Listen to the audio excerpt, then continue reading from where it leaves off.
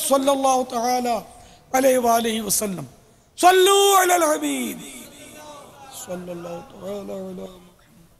حضرت صاحب میں ایک عام شہری ہوں، آپ سے صرف یہ سوال کرنا ہے مجھے کہ آج کل کی دور میں جو قربانی کی جا رہی ہے کیا یہ قربانی جائز ہے؟ اس کی مثال میں ایسے دیتا ہوں کہ جیسے میرے محلے کے اندر اگر کوئی صاحب ہے، یا میں اپنے اوپر ہی لے لیتا ہوں کہ اگر 1,10,000 کا میں جانور لے کے آتا ہوں اور میرا پڑوسی جو ہے وہ میرا جانور کو دیکھتا ہے اور میں وہاں پہ شیخیاں مارتا ہوں، شیخیاں مارنے کے بعد جو ہے وہ جانور میرا پڑوسی جو ہے وہ مجھے دیکھتا ہے، یار آپ کتنے کا لائے؟ میں نے کہا 1,10,000 کا، اور وہ بولتا ہے یار اب ان کے بچے ان کے لوگ کہتے ہیں پاپا آپ یہ جانور جو ہے ان سے مہنگا لے کے آئیے۔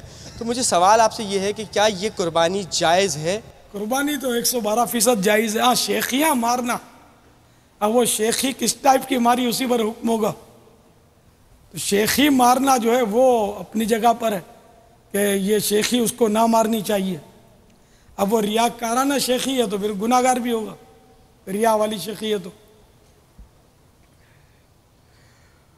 اب یہ کہ غریب کی وجہ سے قربانی نہ کرنا تو یہ ایسا نہیں ہے۔ قربانی جس پر واجب ہے اس کو قربانی ہی کرنی ہوگی، چاہے 1,10,000 کا لائے چاہے 1,10,00,000 کا لائے۔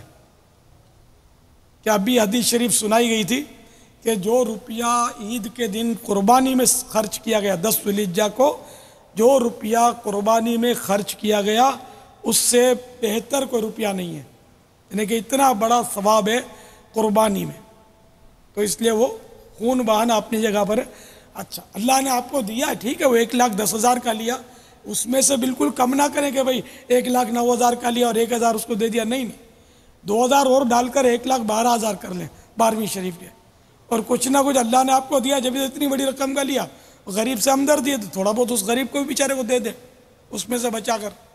ہاں اپنے بیٹے کی آپ شادی کر رہے ہیں اور اس میں اگر آپ کو 10 لاکھ روپے خرچ کرنے کا وہ ذہن ہے تو بے شک آپ اس میں سے 9.5 لاکھ روپے بچا لیں اور اس غریب کو دے دیں تو اس کی پذیرائی کی جائے گی۔ 50,000 آپ سادگی کے ساتھ وہ شادی پر خرچ کر دیں تو اس کی پذیرائی کی جائے گی، اس کی شاباشی ملے گی، ثواب بھی ملے گا۔ قربانی میں سے مائنس کرنے کی اجازت نہیں ملے گی کہ وہ اللہ تعالیٰ کا حکم ہے قربانی کرنا، اور عمدہ قربانی کرنا، قیمتی قربانی کرنا، عمدہ گوشت ہو، خوبصورت جانور ہو، فربے جانور ہو، تگڑا جانور ہو، یہ سب حدیثوں سے منسوخ ہیں یہ باتیں، تو اس میں رعایت کرنے کی آپ کو کوئی بھی اجازت نہیں دے گا، اور اس طرح کا مشورہ ہم بھی آپ کو نہیں دیں گے، کوئی بھی نہیں دے سکتا۔ تو اس طرح عقل سے نہ سوچا جائے اور قربانی ضرور بھی ضرور کی جائے، خوش دلی کے ساتھ کی جائے۔ واللہ تعالی اعلم ورسول اعلم عز وجل وصلی اللہ تعالی علیہ وآلہ وسلم صلو علی الحبیب صلی اللہ تعالی علی محمد۔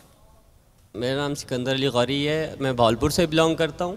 میرا حضرت صاحب سے یہ سوال ہے کہ کسی جانور کے اگر کھر کے اندر کوئی بھی بیماری پیدا ہو جائے تو کیا اس صورت میں اس کی قربانی جائز ہے؟ اگر کھر میں ایسی بیماری پیدا ہوئی کہ جانور ہی لنگڑا ہو گیا جب تو قربانی نہیں ہوگی، اور ویسے اگر لنگڑا نہ ہوا کوئی چھوٹی موٹی بیماری ہے تو اس میں کوئی حرج نہیں ہے۔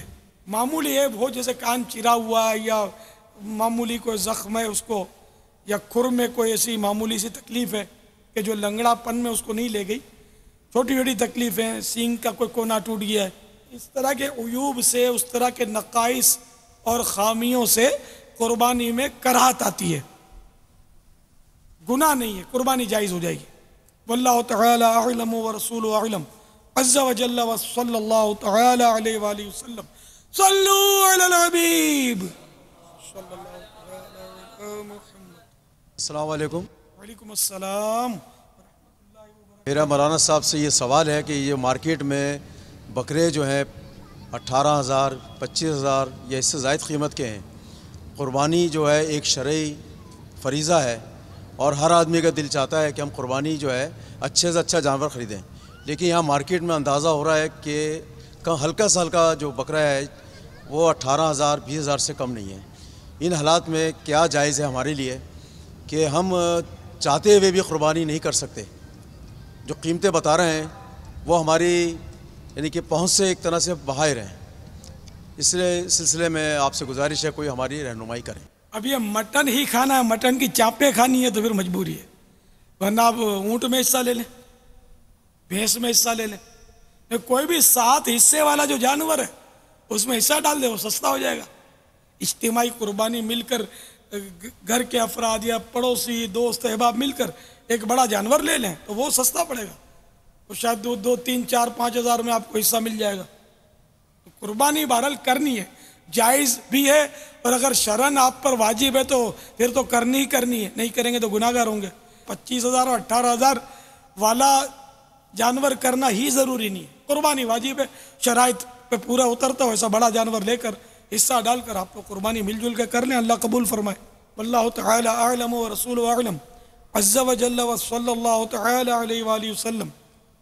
صلوا علی الحبیب صلی اللہ تعالی علی محمد. میں یہ معلوم کرنا چاہتا ہوں کہ کیا نام ہے قربانی کا جانور چوری اگر ہو جائے تو اس میں کیا قربانی ہوگی یا نہیں؟ آپ کے سوال کا جواب دعوت اسلامی کے اشاعتی ادارے مکتبۃ المدینہ کی مطبوعہ بہار شریعت جلد 7 یعنی جلد 3 صفحہ نمبر 342 پر ہے. مسئلہ نمبر 12, قربانی کا جانور مر گیا تو غنی پر لازم ہے کہ دوسرے جانور کی قربانی کرے. غنی مانے وہی کہ جس پر صاحب نصاب ہو, مالدار ہو, صاحب نصاب ہے اور اس پر قربانی واجب ہے. اور فقیر کے ذمے دوسرا جانور واجب نہیں. اور اگر قربانی کا جانور گم ہو گیا یا چوری ہو گیا اور اس کی جگہ دوسرا جانور خرید لیا, اب وہ مل گیا تو غنی کو اختیار ہے کہ دونوں میں جس ایک کو چاہے قربانی کرے, اور فقیر پر واجب ہے کہ دونوں کی قربانیاں کرے. مگر غنی نے اگر پہلے جانور کی قربانی کی تو اگرچہ اس کی قیمت دوسرے سے کم ہو کوئی حرج نہیں, اور اگر دوسرے کی قربانی کی اور اس کی قیمت پہلے سے کم ہے تو جتنی کمی ہے اتنی رقم صدقہ کرے. ہاں اگر پہلے کو بھی قربان کر دیا تو اب وہ تصدق یعنی صدقہ کرنا واجب نہ رہا. واللہ تعالی اعلم ورسولہ اعلم عز وجل وصلی اللہ تعالی علیہ وآلہ وسلم. صلوا علی الحبیب صلی اللہ تعالی علی محمد. میرا حضرت صاحب سے سوال ہے مولانا الیاس صاحب قادری سے کہ یہاں پہ بکرے جو ہم لوگوں نے لائے اندرون سندھ سے بہت جو ہے نا عمدہ بکرے ہیں, کوئی 2.5 لاکھ کا ہے, کوئی 2 لاکھ کا ہے. اب یہ بکروں میں تھوڑا سا ہلکا سا بھی نشان ہو جاتا ہے تو اس میں جو ہے نا ہمارے لیے یہ آنے والے جو کسٹمر ہیں بہت پریشانی کرتے ہیں کہ بھائی اس کا سینگ خراب ہے, اس کا کان میں تھوڑا سا یہ ہے, تو اس کو دودھ دینا پڑتا ہے, اس کی خدمت کرنا پڑتا ہے, ہمیں بہت سارے مسائل ہیں اس میں. تو وہ ہمیں پتہ ہے کہ ہم کتنا اس میں دودھ پلاتے ہیں اور کتنا اس کی خدمت کرتے ہیں, وہ تو ہمیں ہی پتہ ہے. مولانا الیاس صاحب سے یہ گزارش کرتا ہوں کہ اپنے مدنی چینل والوں سے مدنی چینل کے اندر یہ اپنا نیوز میں نشر کریں کہ کسٹمروں کو سمجھائیں تاکہ بھائی اگر چھوٹی سی مطلب جو بھی مسائل ہیں شریعت کے بارے میں ان کو صحیح طرح آگاہ کریں تاکہ ہمارے لیے بھی دشواری پیدا نہ ہو اور جو لینے والے ہیں ان کے لیے بھی دشواری پیدا نہ کریں. ہائے ہائے بکرے کو دودھ پلاتے ہیں, دیکھو یار بکرے کے بھی نصیب ہے. بادام پستے کی میں نے تو بات کی تھی نا, دودھ بھی آ گیا. اب کسٹمر کو تو مزید سمجھانا پڑے گا کہ عیب والا جانور نہ لیا کرے. اگر معمولی بھی عیب ہے نا جانور میں, حدیث میں بالکل لینے کی صراحت ہے کہ جب جانور لیا جائے تو اس کے کان وغیرہ دیکھ لو کہ کان چرا ہوا تو نہیں, کان میں کوئی سوراخ تو نہیں. تو جانور میں اگر معمولی سا بھی عیب ہے تو قربانی ہو تو جائے گی مگر مکروہ, ایسا کرنا مکروہ ہے, قربانی مکروہ ہوگی. جانور بالکل بے عیب اور فریش ہونا چاہیے. واللہ تعالی اعلم ورسولہ اعلم عز وجل وصلی اللہ تعالی علیہ وآلہ وسلم. صلوا علی الحبیب صلی اللہ تعالی علی محمد. السلام علیکم. वालेकुम अस्सलाम वरहमतुल्लाहि वबरकातुहू। हज़रत साहब, आपसे मेरा ये सवाल है कि ये हम जानवर लेके आते हैं, इसको हम लोग नहलाते हैं, साफ़ सुथरा करते हैं, इसका भी कोई इस्लामी तरीका है? कोई कुर्बानी के जानवर को नहलाने का कोई तरीका है तो इसका इरशाद फरमा दें। कुर्बानी के जानवर को नहलाने का तरीका ये है कि उस पर पानी जो है वो ज़रूरत से ज़्यादा ना बहाया जाए। वो बाल्टियों की बाल्टियाँ उल्टी जाती होंगी या पूरा पाए फुर्र करके वो छोड़ते होंगे, तो इस तरह अगर गैर ज़रूरी पानी बहाएंगे तो ये ज़ाहिर इसराफ होगा और इसकी शरीयत में इजाज़त नहीं है। तो इसका तरीका ये कि पहले किसी चंबू से, डोंगे से पानी अच्छी तरह डालकर इसको भिगो लें, फिर इसको खूब साबुन या जो भी लगाना है ना, उसको साबुन लगाएं, फिर डोंगे के ज़रिए इसको थोड़ा थोड़ा पानी डालते रहें यहाँ तक कि वो साबुन और मेल चला जाए। तो उम्मीद है कि एक आध बाल्टी में काम तमाम हो जाएगा, उसको सफाई हो जाएगी। ये ऐसा पानी फेंकते हैं जानवर के ऊपर जैसे कि वो ट्रक धोने के बाद ट्रक के ऊपर नहीं बाल्टी भर के पानी फेंकते हैं शीशे के ऊपर? ये भी गलत करते हैं ट्रक वाले भी। बाल्टा भर के पानी डालने की क्या ज़रूरत है यार, उस पर भी डोंगे से डाले। वो तो बकरे से भी छोटा होता है वो कांच का हिस्सा। तो देखो पानी क्या, हर चीज़ का इसराफ तो बहुत है। ये समझते हैं पानी मुफ्त मिलता है। वो तो खलीफा हारून और रशीद को पूछे, जब इनको प्यास लगी तो बहुत बड़े मुहद्दिस और आलिम दीन इब्न सम्माक रहमतुल्लाह ताला अलैह वहाँ तशरीफ़ फरमा थे। उन्होंने पानी का गिलास पेश करते हुए हाथ रोक लिया कि ठहरो, अगर आप किसी लकोदक सहरा में हो, दश्तो बियाबा में हो और प्यास की शिद्दत से जान पर बन जाए तो एक गिलास पानी आप कितनी कीमत पर ख़रीदेंगे? तो कहा कि चाहे आधी सल्तनत देनी पड़ जाए मैं वो पानी लेकर अपनी प्यास बुझाऊंगा और जान बचाऊंगा। फिर फरमाया कि अगर पानी पीने के बाद ये पानी पेट में आपके मसाने में रुक जाए और पेशाब बंद हो जाए, पानी निकले ही ना, और फिर जान पर बन जाए, तो कितने में आप इसका इलाज, ज़्यादा से ज़्यादा कितना इलाज करेंगे? तो फरमाया चाहे बकिया आधी सल्तनत देनी पड़ जाए मैं उस पानी को निकालूंगा ज़रूर। तो वही समझता है जिसका पेशाब बंद होता है, वही समझ सकता है तकलीफ इसकी। खैर, तो सैयदना इमाम इब्न सम्माक रहमतुल्लाह ताला अलैह ने वो पानी पेश करते हुए इरशाद फरमाया कि अपनी सल्तनत पर जितना चाहो नाज कर लो कि इसकी कीमत पानी के एक गिलास के बराबर है। इस पर हारून रशीद अलैह रहमतुल्लाह अल मजीद खौफ खुदा की वजह से रोने लगे। तो पानी की कदर वहाँ होती है कि जहाँ पानी की तंगी होती है, मिलता नहीं। अब यहाँ पानी की फरावानी है, इसलिए बहुत ज़्यादा इस पर बेतहाशा लोग पानी बहाते हैं। तो बिल्कुल यानी कि एहतियात के साथ पानी बहाया जाए, और अगर उसके बदन पर कोई नजासत लगी होती है, उमूमन मवेशियों का या जानवरों का बदन नजासत से पाक होना मुश्किल है। अलबत्ता नज़र नहीं आती नजासत तो उसको नापाक नहीं कहा जाएगा, लेकिन ये जानवरों का पेशाब का, गोबर के उस पर निशानात भी अक्सर नज़र आते हैं, ये नापाक सामने है।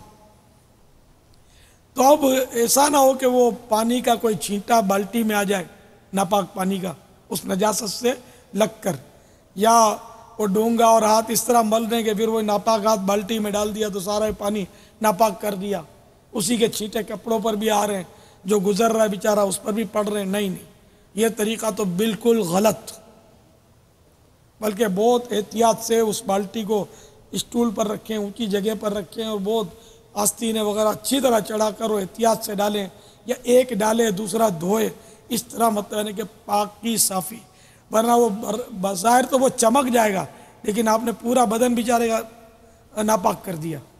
اسی طرح بسم اللہ پڑھ کر اس کو نہلانا شروع کریں اور اچھی نیت بھی کریں, کیونکہ آپ اس کو نہلائیں گے تو امید ہے جانور کو فرحت تو ہوگی, ہے نا, اس کو فرحت ملے گی جانور کو.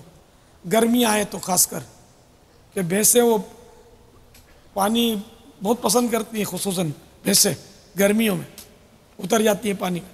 ہاں کبھی کبھی تو ضروری بھی ہو جائے گا کہ اس کو نہانے کی ضرورت ہے جانور کو, کہ وہ گرمی بہت ہے اور وہ بیچارہ بے چین ہے, تو پانی سے اس کو ٹھنڈک ملے گی, راحت میسر آئے گی. واللہ تعالی اعلم ورسول اعلم عز وجل وصلی اللہ تعالی علیہ وآلہ وسلم. صلوا علی الحبیب صلی اللہ تعالی علی محمد. السلام علیکم. وعلیکم السلام ورحمۃ اللہ وبرکاتہ. میں مبین اطاری خوشاب سے بات کر رہا ہوں. امیر اہل سنت دامت برکاتہم علیہ کی بارگاہ میں عرض ہے کہ قربانی کی کھالیں دیتے وقت ہمیں کون کون سی نیت کرنی چاہیے؟ اب وہ جس کو دے رہے ہیں اس کے حوالے سے حسب حال نیتیں کرنی ہے. مثال کے طور پر اب کسی دوست کو دے رہے ہیں تو اول تو رضا الہی تو ضروری ہے, تو میں اپنے دوست کے ساتھ ایک اچھا سلوک کر رہا ہوں, اس کی دل جوئی کر رہا ہوں, یہ نیتیں اس میں ہو سکتی ہیں. کسی غریب کو دے رہے ہیں تو یہ نیت ہو سکتی ہے کہ میں اس غریب کی مالی امداد کر رہا ہوں, اس کی دل جوئی کر رہا ہوں, دل خوش کر رہا ہوں, راہ خدا میں صدقہ کر رہا ہوں. اور اگر کسی دینی ادارے کو دے رہے ہیں, مثلا دعوت اسلامی کو دے رہے ہیں, تو اس میں یہ نیت ہو سکتی ہے کہ جو بیچارہ لینے آیا ہے مجھ سے جس نے لیا, اس وقت بھی نیت ہو سکتی ہے کہ میں اس کی دل جوئی کر کے اس کو وعدہ کر رہا ہوں کہ میں تمہیں یہ قربانی کھال پیش کروں گا. تو اس کا دل خوش ہوتا ہے کہ اسلامی بھائی وہ ان کی کمپٹیشن ہوتا ہے کہ کس نے زیادہ کھالیں جمع کی, اور آپ منع کر دیں گے تو ظاہر اس کا ذرا دل بیچارے کا ٹوٹتا ہے. تو اس کی دل جوئی کر رہا ہوں کہ آپ نے وہ رسید پھڑوا لی اس سے. اب لینے آئے گا تو جب مزید اس کی دل جوئی ہوگی, خوشی ہوگی کہ چلو وہی واقعی آپ نے دے دی, ورنہ بعض لوگ لکھوا کے بھی نہیں دیتے, تو اس وقت بھی دل جوئی کریں. اور ایک دینی ادارے مثلا دعوت اسلامی کو دے رہے ہیں تو دعوت اسلامی کی دینی خدمات میں آپ ایک حصہ لے رہے ہیں, اس میں دین کی خدمت کر رہے ہیں, اس طرح کی نیتیں کی جا سکتی ہیں. واللہ تعالی اعلم ورسول اعلم عز وجل وصلی اللہ تعالی علیہ وآلہ وسلم. صلوا علی الحبیب صلی اللہ تعالی علی محمد. السلام علیکم. وعلیکم السلام. مولانا صاحب میرا آپ سے یہ سوال ہے کہ عید کے تیسرے دن جو اونٹ کی قربانی ہو رہی ہوتی ہے تو لوگ کافی سارے لوگ تھیلیاں لے کر چلے آتے ہیں, ہاتھ واتھ لگاتے ہیں اس کو, اور اس سے کہتے ہیں اس سے گناہ جھڑتے ہیں. کچھ لوگ بولتے ہیں اس کو ہڈیوں کا آرام آتا ہے. تو میں اس بارے میں پوچھنا چاہ رہا تھا, تو اس میں حقیقت کیا ہے, یہ دراصل بیسک چیز کیا ہے اس کی؟ اگر اونٹ کو اس نیت سے ہاتھ لگاتے ہیں کہ اللہ کی راہ میں قربان ہوا ہے تو برکت کے ہاتھ لگاتے ہیں تو ٹھیک ہے, کار ثواب ہے, اچھی بات ہے, ثواب ملے گا. انما الاعمال بالنیات, ٹھیک ہے نا. اب مزید یہ بولتے ہیں کہ اس سے ہڈیوں میں آرام آتا ہے. تو دیکھو جو بھی کام برکت کا کیا جائے اس کے فوائد تو ہوتے ہیں, لیکن ابھی ہڈیوں میں آرام آتا ہے یہ میرے کو اس کی کوئی صراحت پتہ نہیں ہے. میں نے ایک جنرل بات کر دی. جو بھی جانور اللہ کی راہ میں قربان ہوا اگر اس نیت سے ہاتھ لگاتا ہے کہ یہ اللہ کی راہ میں قربان ہوا ہے تو ظاہر ہے کہ جو اللہ کی راہ میں قربان ہوا وہ خوش نصیب ہے, وہ بابرکت ہے. تو ہاتھ اس نیت سے لگائے گا تو میں امید کرتا ہوں کہ وہ ثواب کا حقدار ہوگا, تو اس کی برکتیں ملیں گی. ہڈی کا درد بھی چلا جائے تو کوئی تعجب نہیں ہے. لیکن میری اس بات کو کوئی ایسی دلیل نہ بنا لے کیونکہ اس پر میرے پاس کوئی نص نہیں ہے, صراحت نہیں کہ میں نے پڑھا ہو. جنرل بات کرتا ہوں کہ ہر نیکی میں برکت ہے, ہر نیکی سے عمر بڑھتی ہے, مطلقاً ہاں ہر نیکی سے عمر بڑھتی ہے. تو یہ بھی کہ اس نیت سے ہاتھ لگایا کہ یہ اللہ کی راہ میں قربان ہوا ہے, حصول برکت کے لیے ہاتھ لگایا, تو ظاہر اس کو اگر ویسے ہی ہاتھ لگایا تب بھی گناہ نہیں ہے. اب انما الاعمال بالنیات. واللہ تعالی اعلم ورسول اعلم عز وجل وصلی اللہ تعالی علیہ وآلہ وسلم. صلو علی الحبیب صلی اللہ تعالی علی محمد۔ السلام علیکم۔ وعلیکم السلام ورحمۃ مولانا اللہ صاحب، میرا آپ سے سوال ہے کہ یہ کہا جاتا ہے کہ عید سے پہلے بال نہیں کٹوانے چاہیے، نہ داڑھی کے نہ سر کے، تو اس میں کہاں تک حقیقت ہے؟ کیا یہ بات صحیح ہے یا کہیں کہا ہی بات ہے؟ جسے قربانی کرنی ہو، چاند رات سے لے کر یعنی چاند ہوتے ہی قربانی ہونے تک اس کے لیے مستحب ہے کہ وہ نہ بال کاٹے نہ ناخن۔ اگر پھر بھی کاٹ دیے تو کوئی حرج نہیں ہے، بلکہ بعض صورت میں تو اس کے لیے ضروری ہو جائے گا کہ وہ ناخن جیسے کاٹے ہی کاٹے۔ مثلا وہ 32 دن ہو گئے اور چاند نظر آ گیا اور ناخن نہیں کاٹے تھے، تو اب اگر وہ قربانی انتظار کرے گا تو 40 دن سے اوپر ہو جائے گا، اور 40 دن سے اوپر یعنی 40 دن گزار دینا ناخن کاٹنے کو تو یہ گناہ ہے۔ تو اس لیے اب وہ ان 10 دنوں کے اندر 40 دن سے پہلے ناخن کاٹ لے۔ تو یہ ذہن میں رہے کہ مستحب کام کے لیے گناہ کی اجازت نہیں ہے۔ چنانچہ میرے آقا اعلیٰ حضرت امام اہل سنت مجدد دین و ملت مولانا شاہ امام احمد رضا خان علیہ رحمۃ الرحمن فرماتے ہیں یہ یعنی ذوالحجہ کے ابتدائی 10 دن میں ناخن وغیرہ نہ کاٹنے کا حکم صرف استحبابی ہے، کرے تو بہتر ہے، نہ کرے تو مضایقہ نہیں، نہ اس کو حکم عدولی یعنی نافرمانی کہہ سکتے ہیں کہ جس نے ناخن کاٹ لیے وہ نافرمان نہیں ہے۔ نہ قربانی میں نقص یعنی کوئی خامی آنے کی وجہ، بلکہ اگر کسی شخص نے 31 دن سے کسی عذر کے سبب قابل عذر ناخن نہ تراشے ہوں کہ چاند ذی الحجہ کا ہو گیا تو وہ اگرچہ قربانی کا ارادہ رکھتا ہو اس مستحب پر عمل نہیں کر سکتا۔ اگر 10ویں تک رکھے گا تو ناخن ترشوائے ہوئے 41واں دن ہو جائے گا، اور 40 دن سے زیادہ نہ بنوانا گناہ ہے۔ فعل مستحب کے لیے گناہ نہیں کر سکتا۔ یہ مسئلہ ابلغ گھوڑے سوار کے صفحہ نمبر 5 اور 6 پر ہے، یہ ضرور حاصل کریں۔ اس میں قربانی کے بہت اہم مسائل اور قصابوں کے لیے بہترین مدنی پھول ہیں، سب کے لیے اس میں کارآمد مدنی پھول ہیں۔ ہدیہ صرف 12 روپیہ، صفحات اس کے 48 ہیں، مکتبۃ المدینہ سے حاصل کیجئے۔ ابلغ گھوڑے سوار صلو علی الحبیب صلی اللہ علی محمد۔ السلام علیکم۔ وعلیکم السلام ورحمۃ اللہ وبرکاتہ۔ مولانا صاحب، کیا بکرے کے بال کرنا صحیح ہے؟ قربانی کے جانوروں کے بال کرنا؟ آپ سے میرا سوال ہے۔ قربانی کا جانور اگر آپ مویشی فروش ہیں پھر تو آپ کا جانور قربانی کا نہیں ہے، عرف میں قربانی کا بولتے ہیں۔ اب آپ کے پاس کوئی آئے گا کہ میرے کو شادی میں یہ جانور کاٹنا ہے، تب بھی آپ اس کو اپنا وارہ کھائے گا تو بیچ ہی دو گے، سیدھی بات ہے۔ تو یہ در حقیقت قربانی کا ہے نہیں، تو آپ چاہے اس کے بال کاٹیں چاہے اون کاٹیں، آپ کی ملک ہے۔ اب اگر کسی نے واقعی قربانی کے لیے جانور خرید لیا اور یا قربانی کے لیے اس کو مخصوص کر لیا تو اس کی اون تو نہیں کاٹ سکتا کہ اون بکتی ہے، قیمت ہے اس کی، اون نہیں کاٹ سکتا۔ اگر اون کاٹ بھی لی اس نے تو اس کو صدقہ کرنا پڑے گا، یہ واجب ہے، اپنے استعمال میں نہیں لا سکتا۔ ہاں جب چھری پھر گئی اب اون کاٹ لی اس کی تو اپنے استعمال میں لا سکتا ہے، یا کسی کو دینا چاہے دے سکتا ہے، جو چاہے کر سکتا ہے۔ اور بکرے کے بال کاٹنا، تو بکرے کے بال بھی جب قربانی کے لیے مخصوص کر لیا یا قربانی کی نیت سے خرید لیا تو اب بکرے کے بال بھی نہ کاٹے۔ بار شریعت جلد نمبر 3 صفحہ نمبر 347 مسئلہ نمبر 32، بھیڑ کے کسی جگہ کے بال نشانی کے لیے کاٹ لیے ہیں، ان بالوں کو پھینک دینا یا کسی کو ہبہ یعنی گفٹ کر دینا ناجائز ہے، بلکہ انہیں صدقہ کرے۔ مسئلہ نمبر 35، جانور ذبح ہو گیا تو اب اس کے بال کو اپنے کام کے لیے کاٹ سکتا ہے، اور اگر اس کے تھن میں دودھ ہے تو دودھ دوہ سکتا ہے، نکال سکتا ہے۔ کہ جو مقصود تھا وہ پورا ہو گیا، اب یہ اس کی ملک ہے، اپنے صرف میں اپنے استعمال میں لا سکتا ہے، کاٹنے کی اجازت نہیں ہے۔ یہ جب ذبح ہو گیا تو اب کاٹ سکتا ہے۔ واللہ تعالی اعلم ورسولہ اعلم عز وجل وصلی اللہ تعالی علیہ وآلہ وسلم۔ صلو علی الحبیب صلی اللہ تعالی علی محمد۔ میرا ایک سوال ہے کہ قربانی کا کیا طریقہ کار ہوتا ہے، کس طریقے سے قربانی کرنی چاہیے؟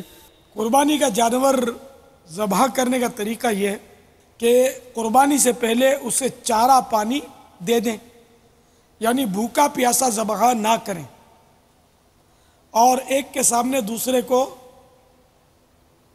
نہ ذبح کریں اور پہلے سے چھری تیز کر لیں۔ ایسا نہ ہو کہ جانور گرانے کے بعد اس کے سامنے چھری تیز کی جائے۔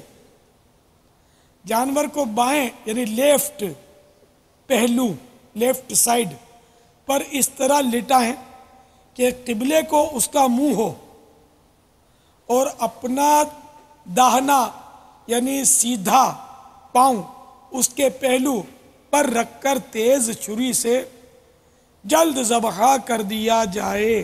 پہلے دعا پڑھی جاتی ہے۔ تو یہ ابلغ گھوڑے سوار میں یہ دعائیں لکھی ہوئی ہیں، ان میں سے دیکھ لیجئے۔ واللہ تعالی اعلم ورسولہ اعلم عز وجل وصلی اللہ تعالی علیہ وآلہ وسلم۔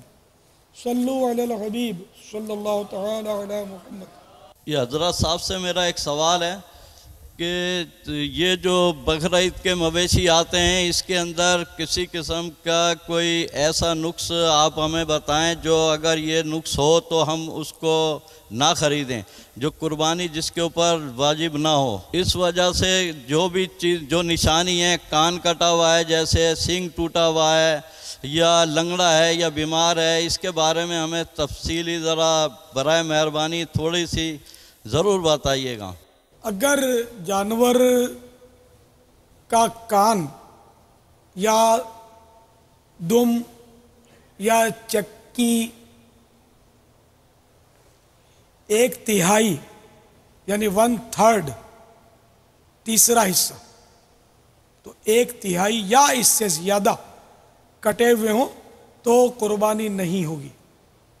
1/3 سے کم ہو، پھر بھلے خالی چرا ہوا ہو یا سوراخی ہو کان میں، تو قربانی ہو جاتی ہے، لیکن ایسا مکروہ ہے، یہ بہتر نہیں ہے، افضل نہیں ہے۔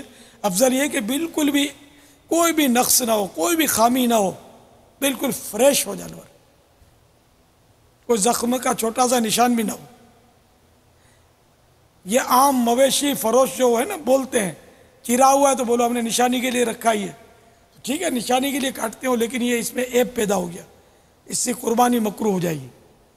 تو آپ بغیر چیرا ہوا لیں، کان چیرا ہوا نہ ہو۔ سینگ ٹوٹا ہوا ہے تو اگر جڑ سے ٹوٹا ہوا ہے نا، بالکل جڑ سے نکلا ہوا ہے، تب قربانی نہیں ہوگی۔ تھوڑا سا ٹوٹا ہوا ہے تو قربانی ہو جائے گی، مگر وہی مکروہ۔ اسی طرح جانور اندھا ہے تو قربانی نہیں ہوگی، اور یعنی کانا ہے اور کاناپن اس کا بالکل ظاہر ہے، ایک آنکھ بند ہے اس کی، وہ دیکھ ہی نہیں پاتا ہو، تو اب اس کی بھی قربانی نہیں۔ اچھا، اگر اس کی نظر کمزور ہے تو 1/3 یا اس سے زیادہ نظر کمزور ہے تب بھی قربانی نہیں ہوگی۔ بیمار ہے تو ایسا بیمار ہے کہ اس کی بیماری ظاہر ہے، تب بھی قربانی نہیں ہوگی۔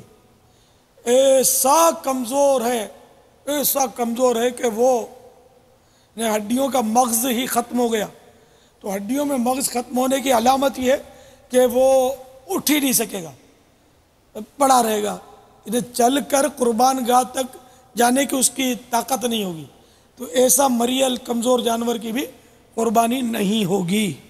واللہ تعالی اعلم ورسولہ اعلم عز وجل وصلی اللہ تعالی علیہ وآلہ وسلم۔ صلو علی الحبیب صلی اللہ تعالی علی محمد۔ میرا نام بابا جان محمد شکیل سرور تاری ہے، میں راکش میخالہ کبا سے بول رہا ہوں۔ میرا سوال یہ ہے پاپا جان کے عرض میں کہ قربانی میں کون سا رنگ کا جانور جو ہے وہ افضل ہے؟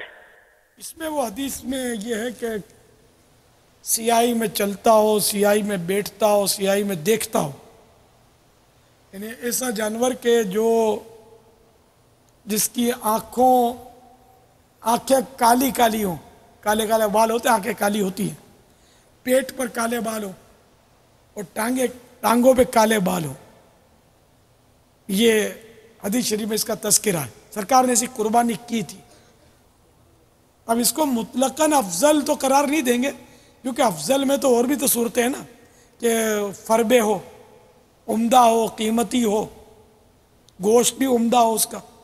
واللہ تعالی اعلم ورسولہ اعلم عز وجل وصلی اللہ تعالی علیہ وآلہ وسلم. صلو علی الحبیب صلی اللہ تعالی علی محمد. السلام علیکم.